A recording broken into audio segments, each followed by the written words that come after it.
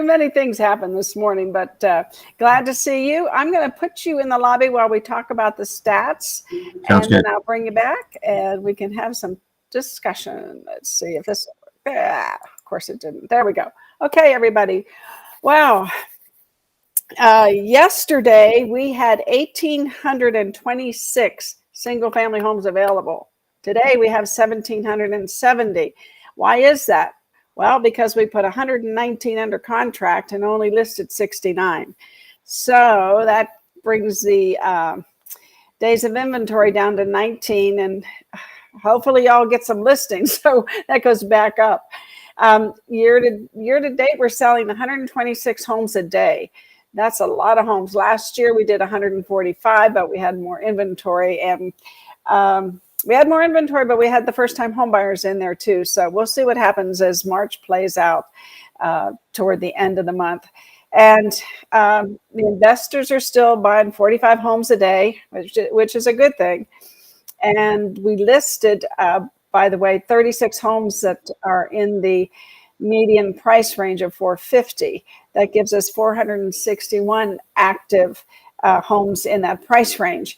One of our members and one of our group members was talking about Jimmy, let me bring you back up here. Where'd you go?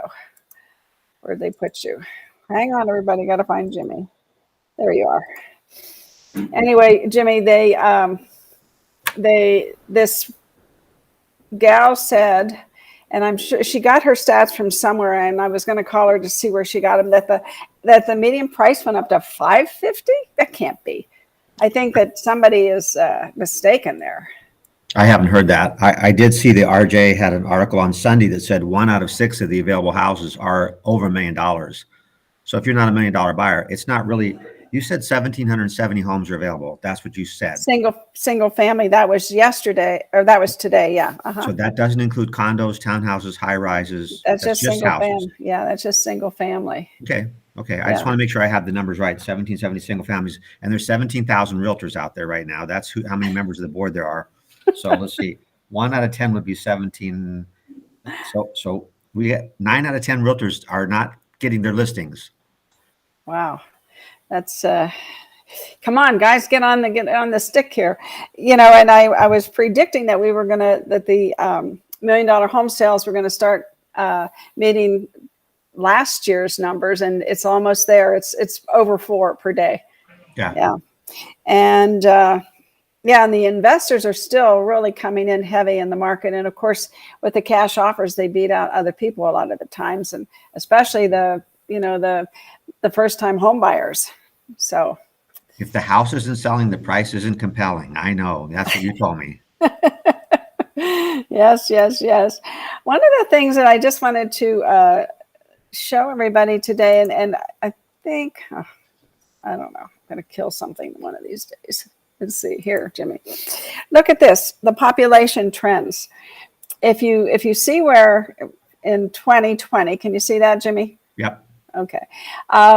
Look at it, just keeps going up and up and up. It's just amazing to me. It just, I don't know. I'm just amazed. Well, you have that chart. I saw you put that generational trends, the name generations, that little chart you just had up a minute ago. Yeah. And it, the Generation Z that I've talked about a couple times. Now there's Generation A behind them. Yeah, the alpha. Yeah. So I mean, we're going to keep making more babies.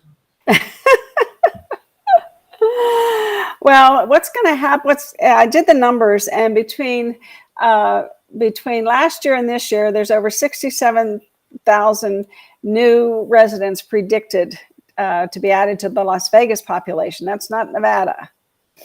And then for the subsequent years to come up with that 266,000 between 2021 and 2025, we're going to add 66 to 67,000 new residents to Las Vegas each year in the next. So let's do the math. If it's 60,000 and 3 families per household, that's 20,000 new households.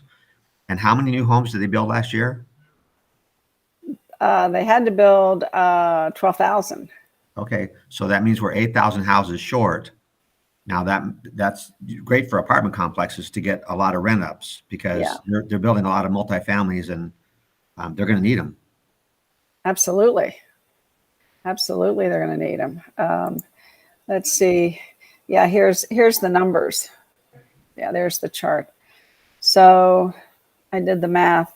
266,000. And you think 3 per household, huh? That's an average, and the younger Yeah. generation is not 3 per household yet. I mean, a lot of people live Right. alone, and so Right. that's probably too optimistic as far as 3 per Yeah. household. But Yeah. And that's there's the that. chart I was talking about. That's an interesting Right. chart. Yeah, it is. It really is. And there are 79 million millennials, I believe. Do I have That's that? about right. Yeah, that's about right. I don't have that chart. It's not on there. 79 million millennials. I mean, that's an amazing statistic. And let me go off here for a second. Can you still see me? Yeah, yeah. Well, I'm going to read something because it didn't. Well, if I take a second here. The numbers are all over the chart. It could be 83 million millennials and 86 million Gen Zers, but it's definitely a bigger. It's more than the boomers, for sure. Yeah. So hang on. I'm going to bring something up here. Okay.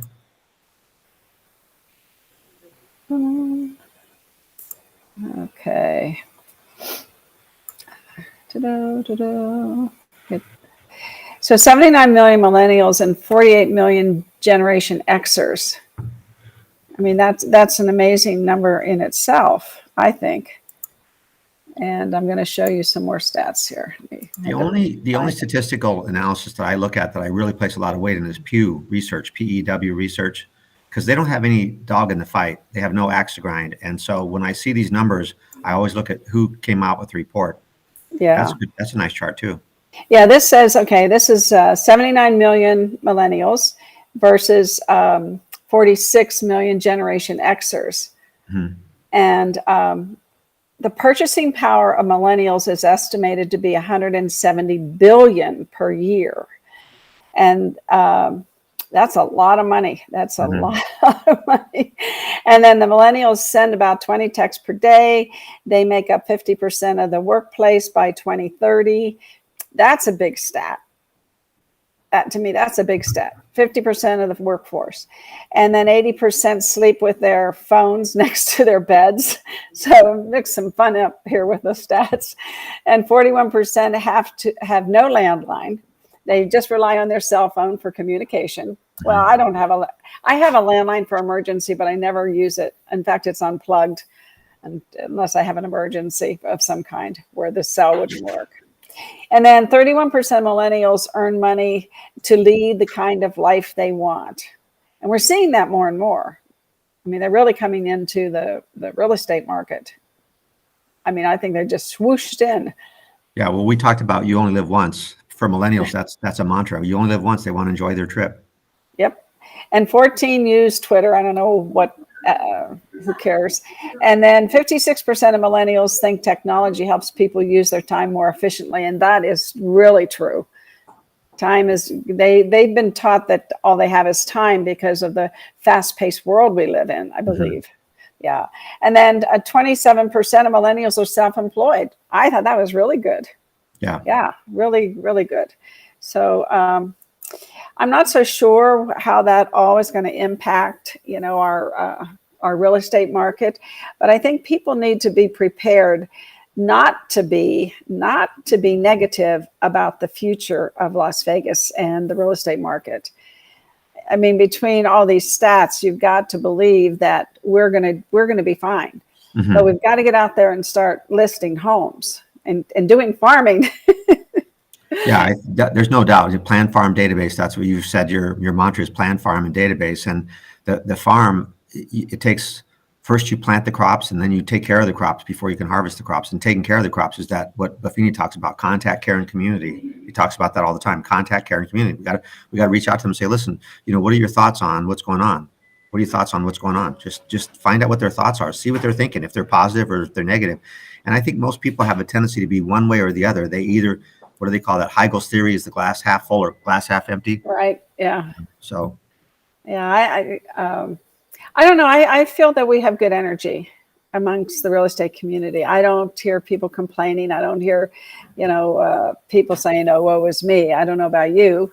You run your own offices. Do you hear that? No, I think you're right. I think real estate agents have a tendency to be a little bit more on the positive side as a rule. That's why they've gone into business for themselves, because they do see the positive side, but that doesn't mean their clients do. I think the clients are probably 50-50. And if I'm talking to Jim and he's on the negative side, I can say, what do you think's going to happen with the market? And I better expect his response to be on the negative side, because that's his nature. Yeah. Well, you do know, you need to know who you're talking to so that you know how to respond. Absolutely. Right. Yeah. And even how to ask the questions, even the way you craft the questions. There's a famous study that talks about organ donation. And it says in the countries where the form says, "Do you wish to donate organs? Check here." Nobody checks the box. So nobody donates organs. And on the countries where it says, "If you do not wish to donate, check here," nobody checks that one either. So everybody donates. So the way you ask the question is really critical. So say that again, because I want to get that. The organ donations in countries fall into two categories. Either everybody donates or nobody does. There's no middle ground. And it's because the form you fill out, if the form says, "If you do not wish to donate, check here," nobody checks here, so everybody donates. And if it says, "If you do wish to donate, check here," nobody checks, so nobody donates. Wow. And the demographic shows there's almost no middle ground. Either everybody donates or nobody does, because we don't read the form. We don't read it. They're going to kill you in the hospital. That's amazing. Yeah. Is that the peanut gallery? What are they saying? Yeah. He said they're going to kill me in the hospital to get my organs. That's why he doesn't donate. He wants to make sure they don't check him out so he can get one of his kidneys. I never thought of that. I gotta stop being paranoid.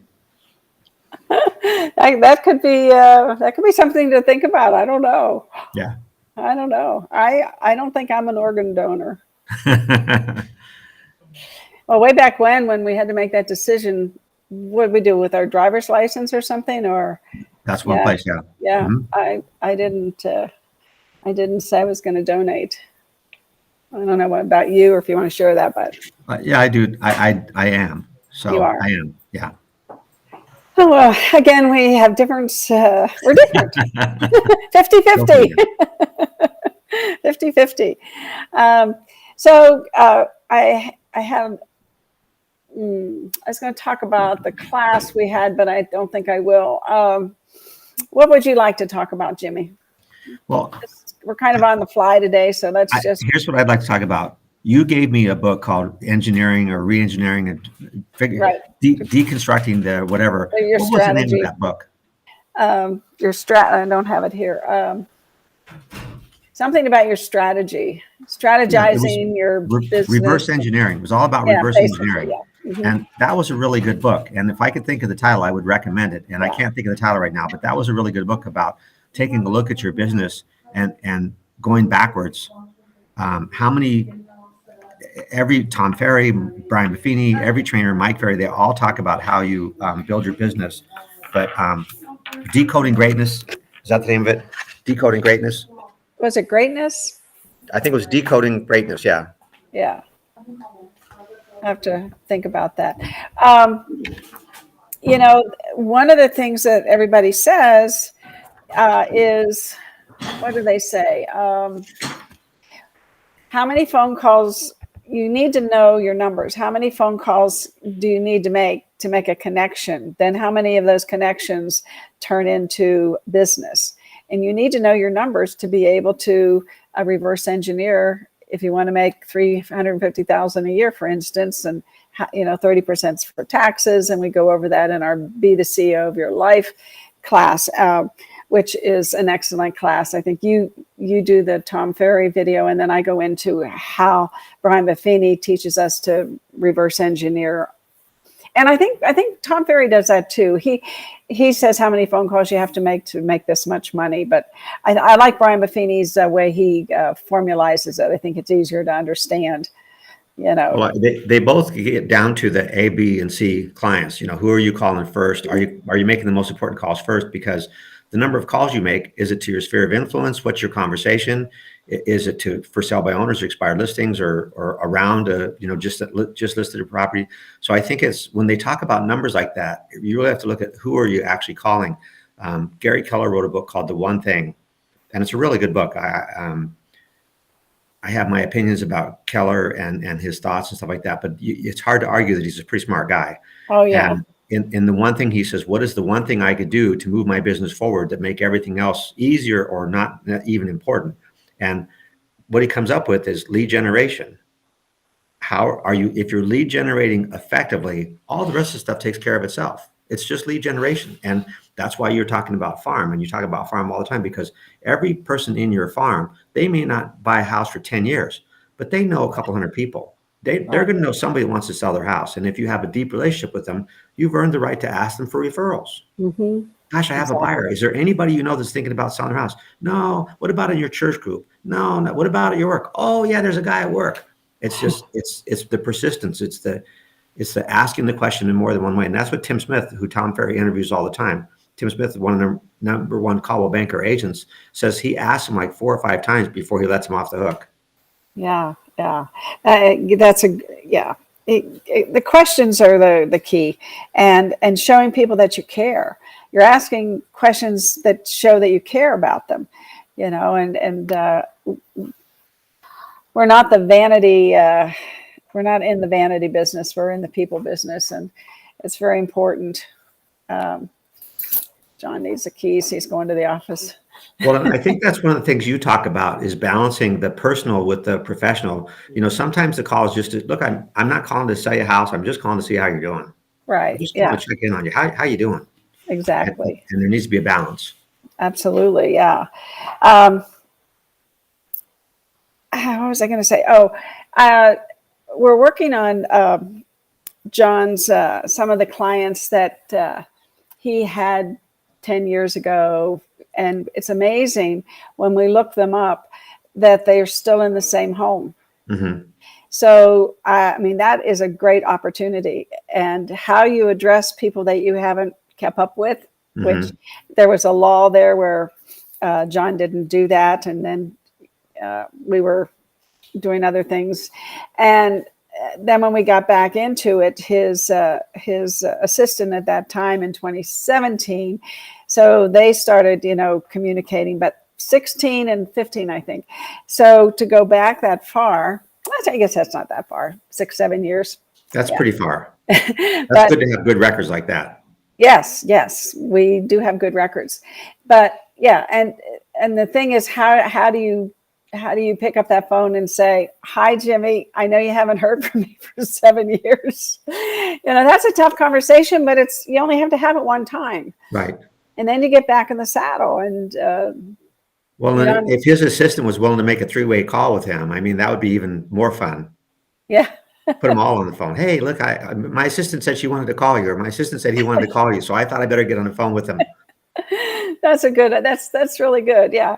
You have to think of something that opens the door gently and you don't get freaked out or nervous. Yeah. Oh my God, they're going to hang up on me.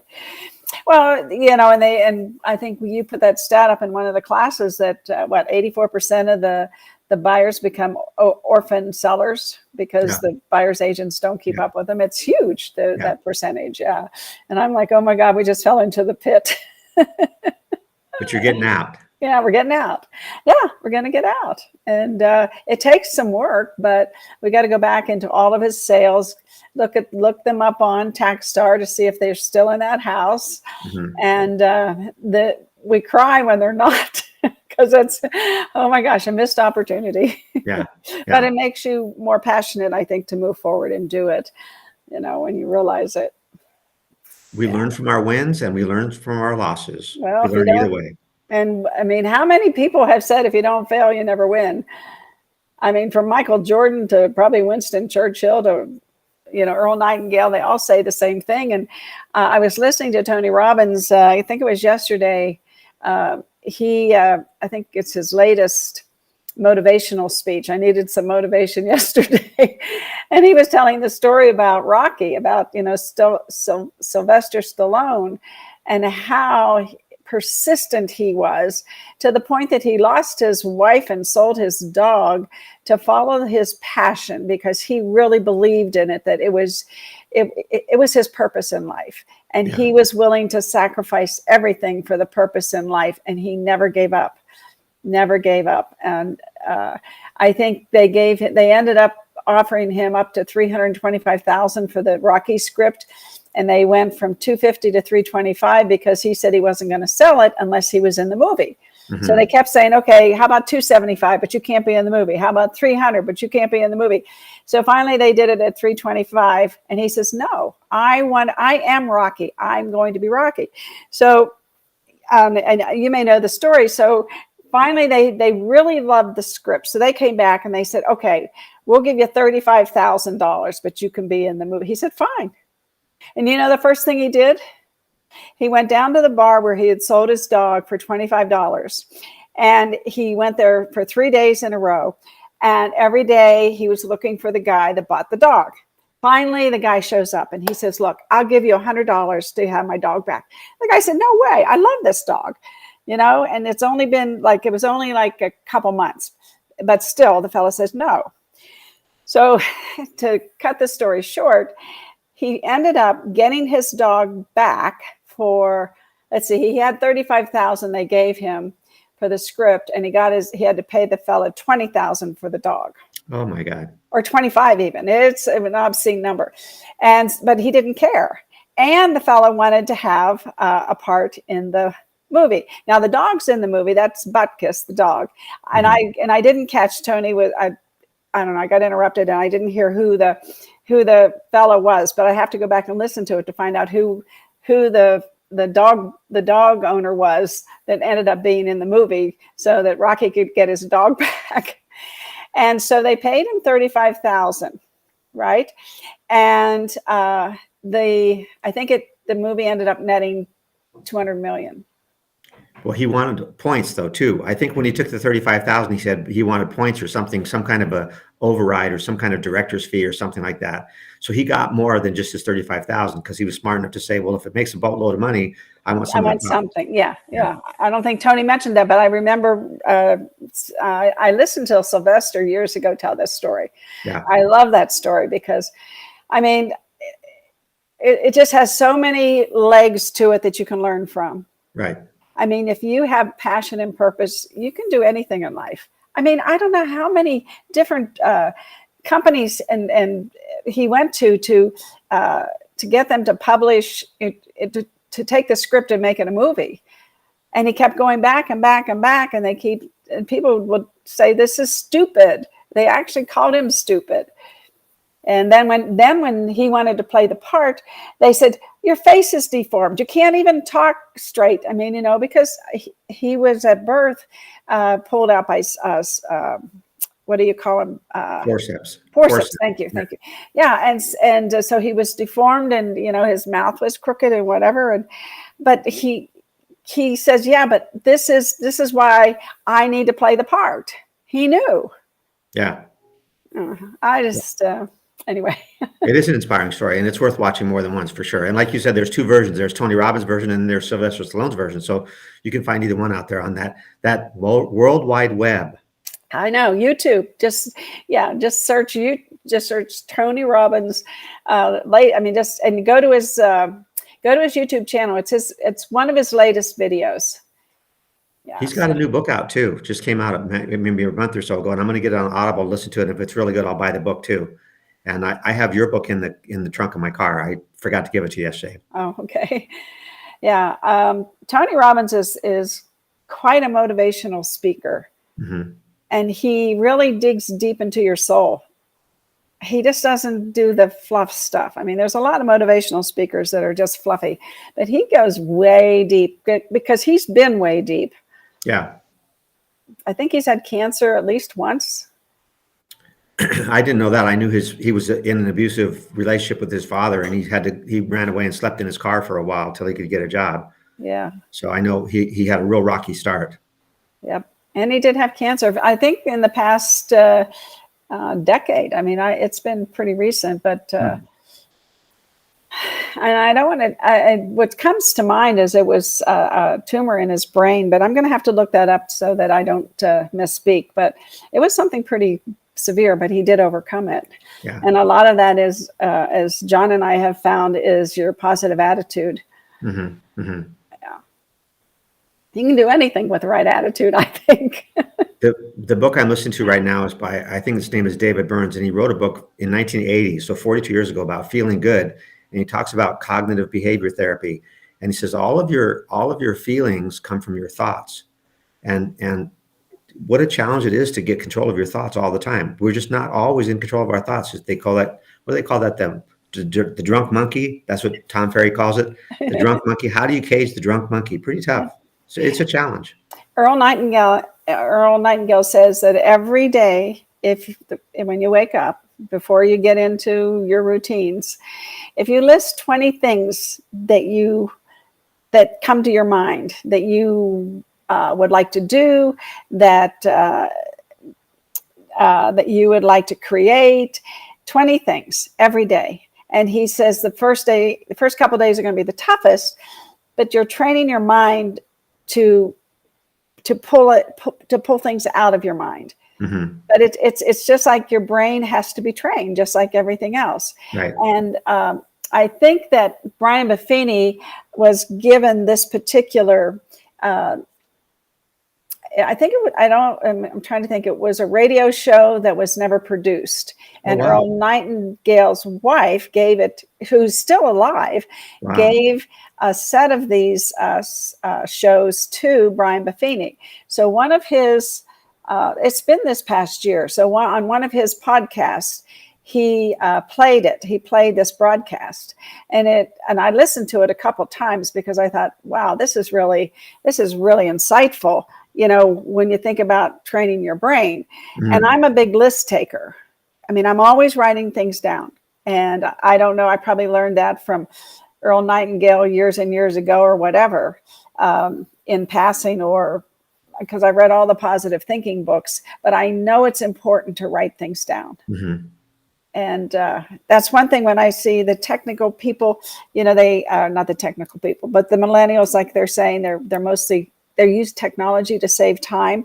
And I don't think life is always just about saving time. I think that, you know, whatever vehicle you use to help you be creative and train your mind to have purpose is more important than saving time sometimes.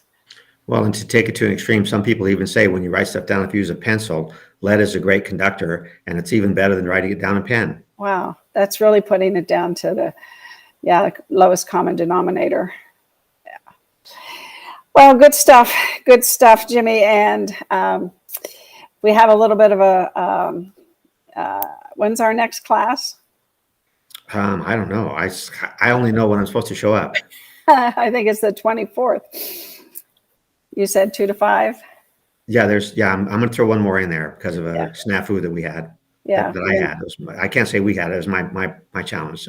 So we're going to have an ethics class on the 24th from 2 to 5. If you need an ethics class, take it. And if you took our last one, please take this one again. And this one's free if you took the last one. We're going to comp you in because of an administrative error that I made. So we'll reach out to the ones that took it. Yeah. But if you, like you said, if you need an ethics class, you're going to have one more chance this month. Yeah, right. Okay. Well, Jimmy, thank you so much for waiting for me. I don't know, issues, but yeah. We did it. And I like there was no structure today. We just talked. Well, and I like that chart you have about the generations. I'm going to book that up. That's an interesting study to me to target who am I going to look for in the future to do business with. Yeah, I'm going to put all that I think I put some of it already in the group that you can click on and print or download or whatever you want to do with it. Great. Okay, everybody. We'll see you tomorrow.